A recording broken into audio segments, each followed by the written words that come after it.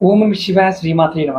మిత్రులకి శ్రీభిలాషులకి అలాగే నన్ను ఎంతగా ఆదరిస్తున్న యూట్యూబ్ ప్రేక్షకులందరికీ కూడా పేరు పేరు ధన్యవాదాలు.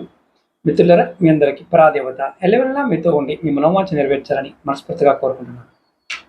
ఈరోజు మనం ఒక దివ్య స్నానం గురించి తెలుసుకుందాం. మనం చిన్నప్పుడు సూర్యుడు ఉన్నప్పుడు సడన్గా వాన పడుతూ ఉంటుంది. అప్పుడు ఎండా వాన అంటారు. దీన్ని కొంతమంది కొన్ని ప్రాంతాల్లో ఎండా వాన, నక్కలు కుక్కలు పెళ్ళి అని పాట పాడుకుంటూ ఉంటారు. కానీ వాస్తవం ఏంటంటే, ఇలా మీరు సూర్యుడు వెలుగు ఉండగా వర్షం పడుతుంటే ఆ వర్షంలో చేసే స్నానమే మహాదివ్య స్నానం అంటారు. దాంట్లో తడవడం వల్ల ఫలితం అద్భుతంగా ఉంటుంది. ఖచ్చితంగా తడవండి.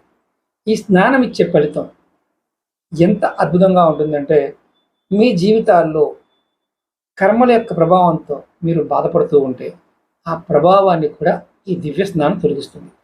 మనసులో ఎటువంటి కోరికతో మీరు చేస్తారో ఆ కోరిక నెరవేర్చేస్తానని మన పురాణాల్లోనూ ఋషులు కూడా చెప్పడం జరిగింది. ప్రయత్నించేయండి, ఫలితాన్ని పొందండి.